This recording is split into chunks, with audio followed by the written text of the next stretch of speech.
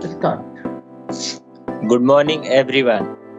I am Ankit Kumar Singh from First Group, and my group members are Arpita, Aradhya, Amit, Samir, and Ansika. They all will tell you their topics and teach you that topic in detail.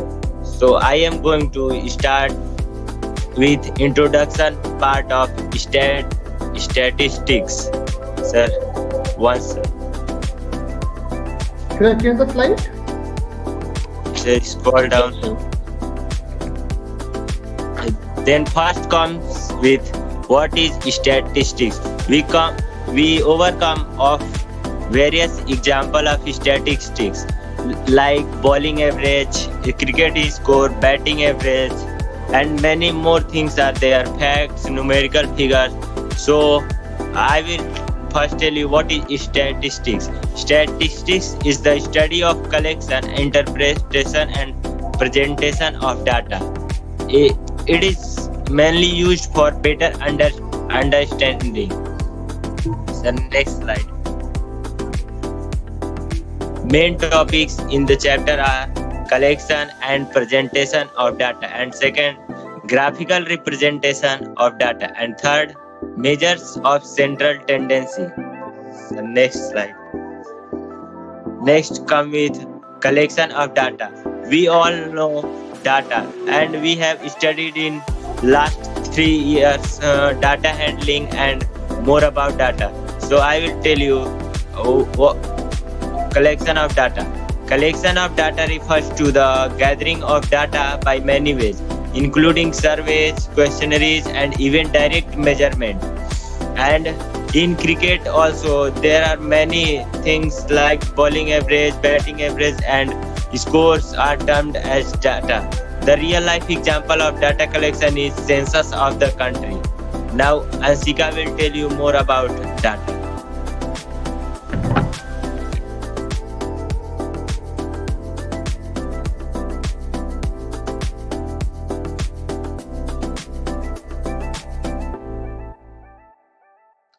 Now we will learn about data.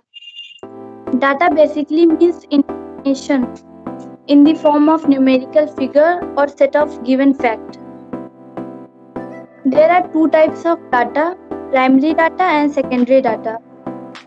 When any information is collected by investigator by herself or himself, then the data obtained is called primary data. We can take example like if we collect age of a student in our class, then this data collected by ourselves, then we can call it as primary data. Now we will come to know about secondary data. When the information is gathered from a source which already had the information, then the data obtained is called secondary data, like collecting population of all countries in the world. The second slide. Anshika, would you like to brief more about it? Yes, sir. Can we say like this, Anshika? I'm just explaining it. Suppose you have gathered, you want to collect the age of all the students of your class, and randomly you have collected the age. Okay, that is the primary data. Now Yes. you arrange that information in a particular order. Let's say that ascending order, descending order, or number of students who took birth in the month of January, February, March, like this. So that could be, can we say that as a secondary data? Sir, if others using my data, then we can call it as secondary data.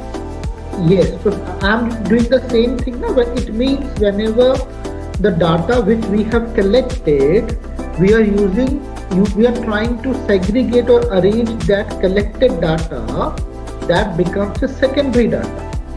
Isn't Yes, it? sir. Everyone, I hope you got it getting in bit more sensible. Yes, sir. Yes, sir.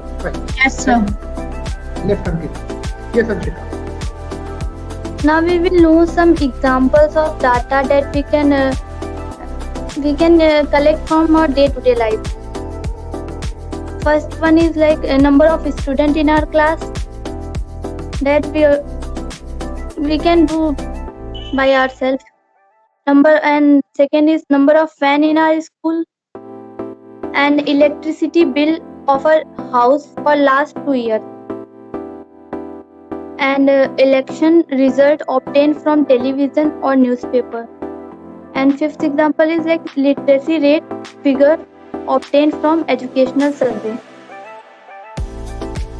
These are some of the examples where we used to do the collection of data and we are using it, right?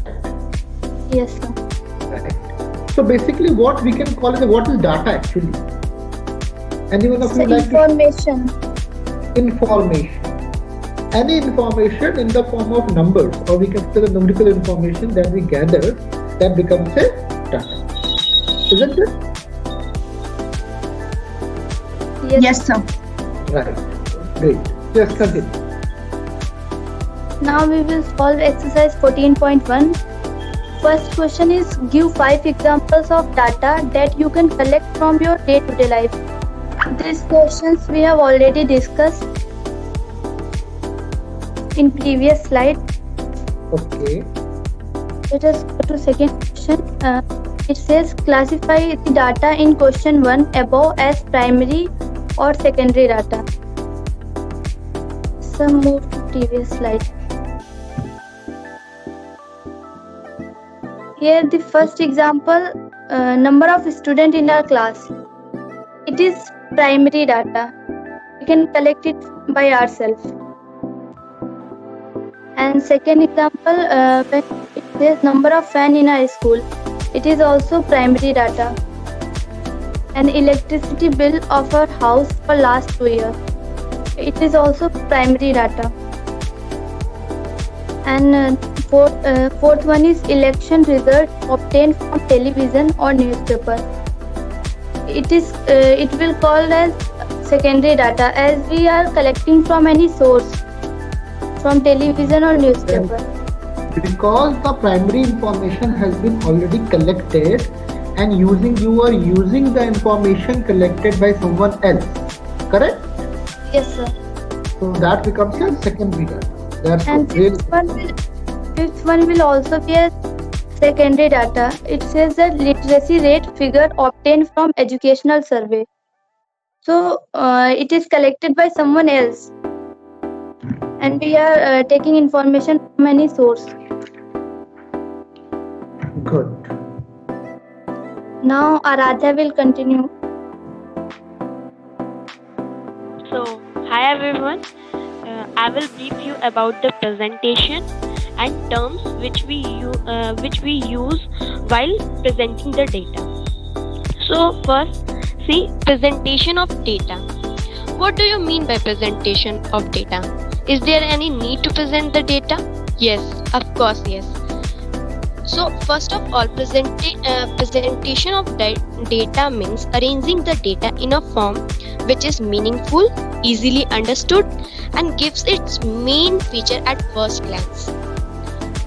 We can present data in the form of tabular, diagrammatic, or graphical form. So, move the slides. Aradhya, just 1 minute please. 1 minute please. Mangesh, is it audible now? Mangesh?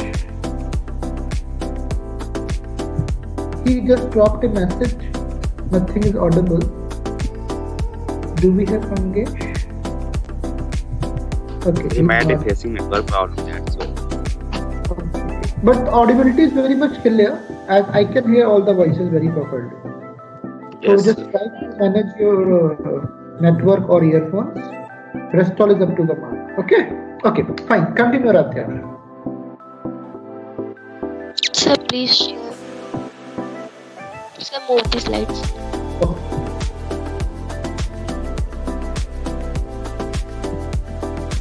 Now, terms we should know before presenting the data. So, first we come across raw data. Means you have seen like while we collect data, like suppose we are collecting the age of 30 students. Now, the data which we have collected is called raw data.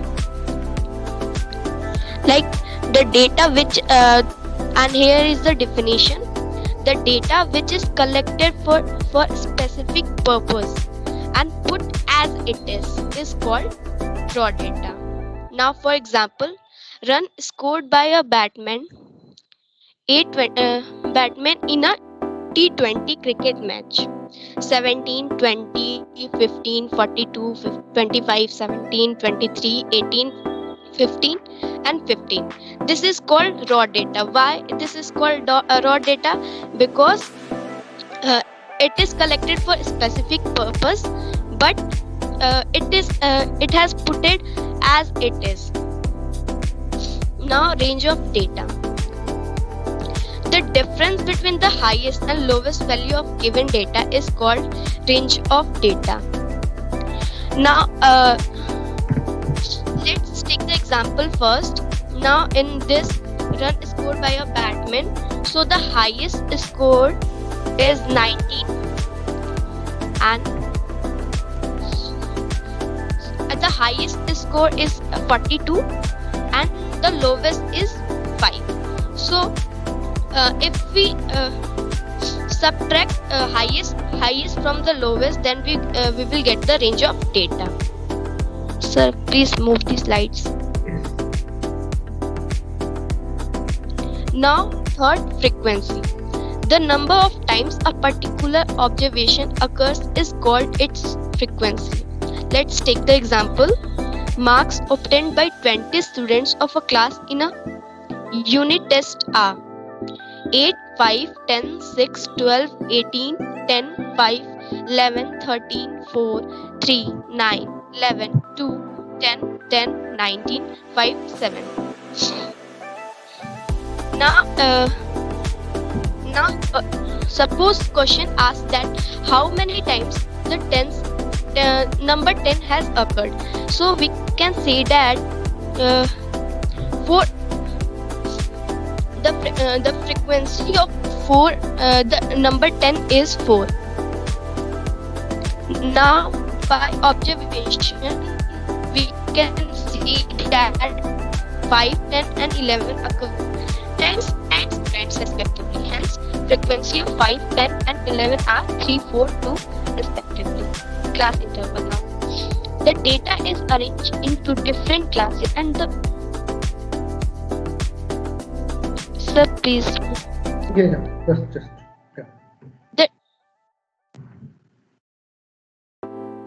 the data is arranged into different classes and the width of such class is called class interval. For example, 20 to 29, 30 to 39, 19 to 99, etc.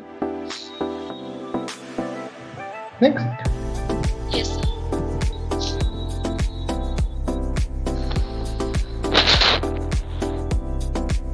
In class interval, least number is called the lower class limit and the greatest number is called the upper class limit.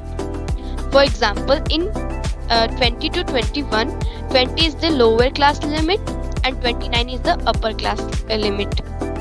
Class size. The difference of upper class limit and lower class limit of any class interval is called class size or class width. Like suppose we are taking the example 10 to 20. So if we subtract from the from the greatest number to the lower number, then we get 10. It means the class size is 10. Hope you all understand. Now my friend Arpita will continue the topic.